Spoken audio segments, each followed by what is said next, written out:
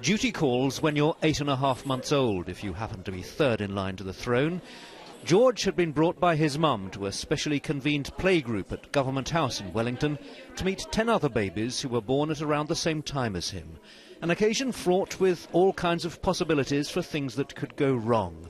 But for a little boy who probably hasn't met many other children yet, but who's certainly going to have to get used to brief encounters like this, he seemed to cope with it all pretty well.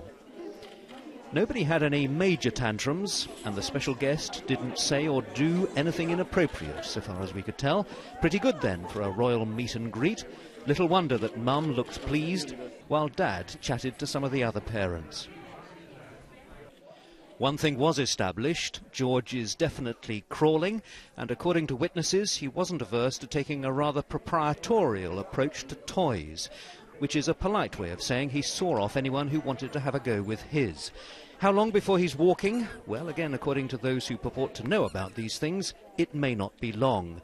But all of that will have to wait for another time, because after a few minutes of scrutiny, George was left to play with his rattle.